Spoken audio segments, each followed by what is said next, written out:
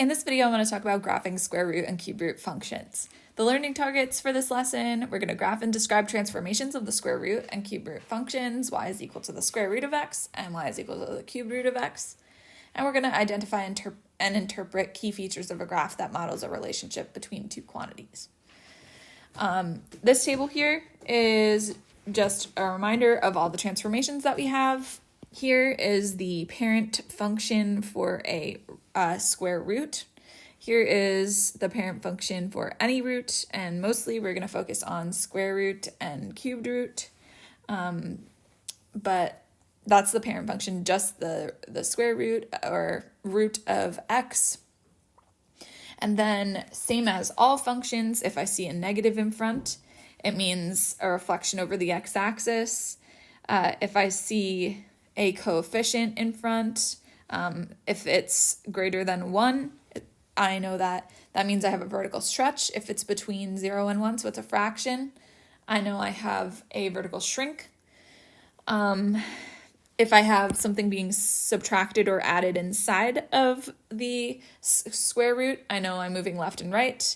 If I have something being added on the outside, I know moving up and down. And I could have a combined shift of just more than just these two things, left and right, up and down. I could also have a coefficient as well. But those are just a reminder of the transformations for functions. This is the graph for the parent square root function. So this is the parent square root. What's important is to remember the critical points, and the critical points are 0, 0, 1, 1, 4, 2. If I plug in 0, I'm going to get 0 for y. If I plug in 1, I'm going to get 1 for y. If I plug in 4, the square root of 4 is 2. I'm going to get 2 for y. Notice how it starts at one point, at that point 0, 0, and it goes to the right from there. It does not continue to the left at all. It just goes to the right. For cubed root, this is the parent cubed root function. This is the parent cubed root function. And this function, the critical points that you need to know are, if I plug in -1 for x, I'm going to get out -1 for y. If I plug in 0 for x, I'm going to get 0 for y. If I plug in 1 for x, I'm going to get 1 for y. These are the points that we're going to start with, those critical points. We're going to use our parent table, and we're going to use the transformations that we know to change it to the actual equation that was given to us. So for this first problem, I have a square root function, and I know that I see two transformations here. I see that I'm adding 1 inside, and I'm subtracting 3 on the outside, which means that +1 inside means I'm moving left 1, which means that to all of my x values, I'm going to subtract 1, or not to all, from all. Subtract 1 from all x's is what I'm going to do. If I see -3 on the outside, that means I'm moving down 3, and I'm subtracting 3 from all y's. I'm starting with my parent, so I'm starting with my parent square root table, and the equation is y is equal to the square root of x. The critical points, I want to plug in 0 for x. I'm going to leave enough space to do my transformation. I'm going to plug in 1 for x, and I'm going to plug in 4 for x. I want to plug in perfect squares because I'm putting it inside of that square root. When I plug in 0, I get 0. When I plug in 1, I get 1. When I plug in 4, I get 2. And then I subtract 1 from all of my x's, and I subtract 3 from all of my y's, and I get that my final square root function is going to be y is equal to the square root of x plus 1 minus 3. And all I do is I do these transformations. So I have 0 minus 1 is negative 1, 0 minus 3, negative 3, 1, negative 3. The second point I have is 0, negative 2. The third point I have is 3, negative 1. And then I plot these points. So I have negative 1, negative 3, negative 1, negative 3. I have 0 and negative 2. And I have 3 and negative 1. And the reason why I want to start with the parent square root function is because I want to know where my function starts. My function is going to start wherever that transformation is from 0, 0. So my function starts at negative 1, negative 3. That's my start. And then I go to the right, just to the right. I don't go to the left. I'm starting at that point, negative 1, negative 3, and going to the right. And this is my graph. I want to write the domain and range of this. The domain is I'm starting at negative 1, which is included for x, and I'm going to infinity. For the range, I'm starting at negative 3 and going to positive infinity. And both negative 1 and negative 3 are included in the domain and range, so I put brackets on it. For number 2, I have a transformation of minus 2 inside of the square root, and I have a transformation of a negative on the outside, which means a reflection over the x-axis. That minus 2 tells me all my points move right 2. And so I know I am adding 2 to all x's. The negative in front tells me I have a reflection over the x-axis, or my graph moves upside down. And that means I multiply all y's by negative 1. So I'm starting with my parent square root function, which is y is equal to the square root of x. I know the points that I use are I plug in 0, I plug in 1, and I plug in 4. Those are all perfect squares. I get 0, 1, and 2 out for y when I plug those into that equation. And the transformations I have are I'm adding 2 to all of my x's, and I'm multiplying all of my y's by negative 1. And my final square root is the function y is equal to negative square root of x minus 2. And my points are 2 and 0, 3 and negative 1, and 6 and negative 2. And I plot these 2, 0. I have 3, negative 1. I have 6 and negative 2. 1, 2, 3, 4, 5, 6, and negative 2. And I'm starting at this. This is my start point. That's the transformation from the original start point, 0, 0. And I am just going to the right. That's it. My domain, I start at 2, and I go to infinity. And my range, I start at negative infinity. My lowest y value is negative infinity, and I'm going up to and stopping at 0. And 0 is included, so I need brackets on it. For number 3 and 4, I want you to try those on your own. So pause this video and try those on your own. All right, for number 3, you should have seen there was 3 transformations. I have plus 2, minus 1, and this negative in front. I'm going to start with my parent function. My parent function is y is equal to the square root of x. I know I'm using the points 0, 1, or the x values 0, 1, and 4. I'm going to have 0, 1, and 2. I am going to subtract 2 from all of my x's. I'm going to multiply all of my y's by negative 1. And I'm going to also subtract 1 from all of my y's. Do the multiplying by negative 1 first. You have to, or you're going to get the wrong answer. And then my final equation is the one that was given to me. And I know that the points for that are, I'm just going to apply these transformations. I'm going to have negative 2 and negative 1. I'm going to have negative 1 and negative 2. I'm going to have 2 and negative 3. And then I plot these points, negative 2, negative 1. I have negative 1, negative 2. And I have 2 and negative 3. Nope, that's not 2 and negative 3. Here it is. I'm starting at this is my start point, and I'm just going to the right. So I know my domain is I'm starting at -2 and going to infinity, and my range is my lowest y value is -infinity, and my highest y value is -1, and -1 is included.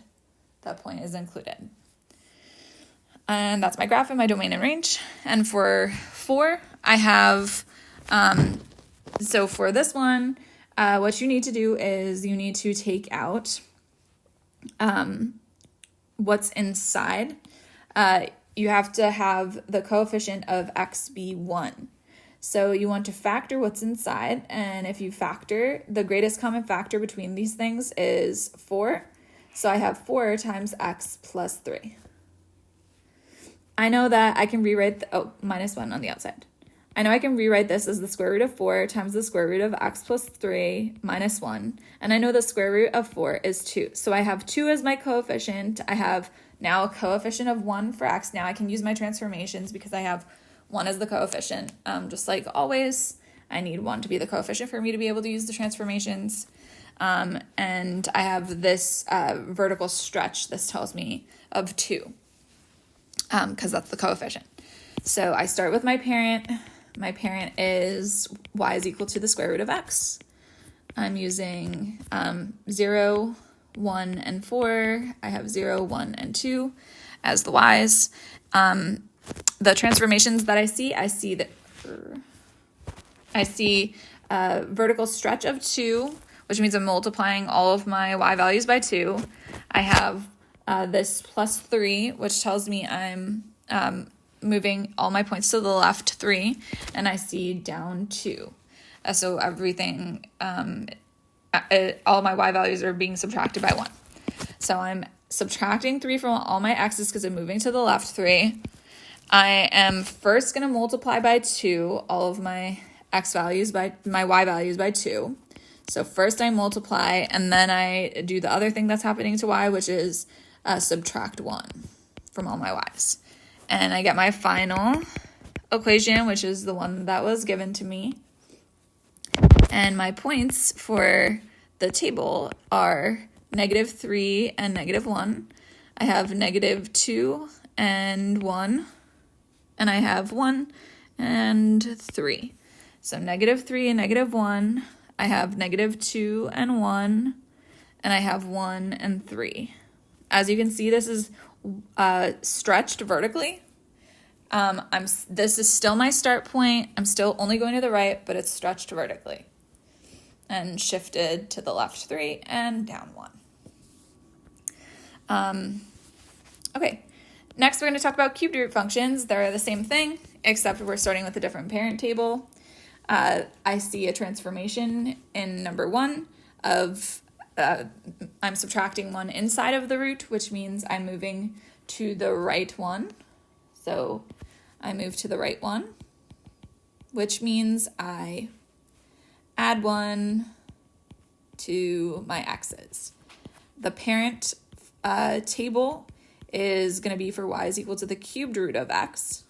And the values I'm going to pick for x are, I'm going to pick -1, 0, and 1. And when I plug in -1, I get -1. When I plug in 0, I get 0. And when I plug in 1, I get 1. All I'm doing is adding 1 to my x's, and then I'm going to have my final table, which is going to be for y is equal to the cubed root of x minus 1. And I'll do 0, -1, 1, 0, and 2, 1. 0, -1. I have 1, 0, and 2, 1. And the shape, if you look at the graph from before, oh, come on, load. Come on. The graph, if you look at it, is from the center point, I go to the right like this, and from the center point to the left, I go like that, down in that curve. So that's what I'm going to do here. This is my center point, and this is why you want to start with this. You want to start with this table because you want to know what's your center point. That's important. This is my center point, 1, 0. To the right of that, I'm curving like this, and to the left of that, I'm curving like this. And that's my graph. For number 2, I have only one transformation, and that transformation is +3 on the outside, which means I'm moving up 3, or I'm adding 3 to my y's. My parent is going to be y is equal to the cubed root of x. Again, I'm starting with the table, -1, -1, 0, 0, and 1, 1. It's easy to remember because they're the same x's and y's. I want to start with that because I want to know where my center is, because it's important to know where my center is. For these graphs, I have, the transformation is add 3 to my y's, and I get -1, 2. I have 0, 3, and 1, 4. I have -1 and 2. I have 0, 3, and I have 1 and 4. And to the right, this is my center point. To the right, I'm curving like this, and to the left, I'm curving like this. I want you to pause this video and try these two on your own. I forgot to say the domain and range. So the domain of this is -infinity to +infinity, and the range is also -infinity to +infinity, which will be the same for all cubed root functions, -infinity to +infinity. The reason why I don't have that for square roots is because I can only have positives inside of a square root. So for number 3, I have 2 transformations here. One transformation is subtracting 2 on the outside. The other is the negative in front. That negative in front tells me I have a reflection over the x-axis, and I'm multiplying all of my y values by -1, and the -2 tells me I'm subtracting 2 from all of my y values. So I start with my parent. The parent is y is equal to the cubed root of x. I have -1, -1, 0, 0, 1, 1. I am first multiplying them by -1, the y's, and then I'm subtracting 2. And I'm going to end up with my final. So I end up with my final function, y is equal to negative cubed root of x minus 2. And I have -1, -1. I have 0, -2, and I have 1 and -3. And I plot those points, -1, -1. I have 0, -2, and I have 1, -3. This is my center. It's important that I know where the center is. To the right of that center, I am curving like this, and to the left, I'm curving like this. It's upside down, so that's why it looks different than the other ones that we did. It's the opposite, reverse. For number 4, I have my parent is y is equal to the cubed root of x. I know I have -1, -1, 0. Whoops, I need to leave enough space. -1, -1, 0, 0, 1, 1. This +2 inside tells me I'm subtracting 2 from all of my x's. This -4 on the outside tells me I'm subtracting 4 from all my y's. I know for my final function, which is this, I have the table -3, -5. I have -2, -4. And I have -1, -3. And I plot those points, -3, -5, which is here. I have -2, -4, and -1, -3. I curve it like this going to the right. This is my center point. And I curve it like this going to the left. For both of these, the domain and range are both -infinity to +infinity. Same for this. Domain is -infinity to +infinity, and range is the same.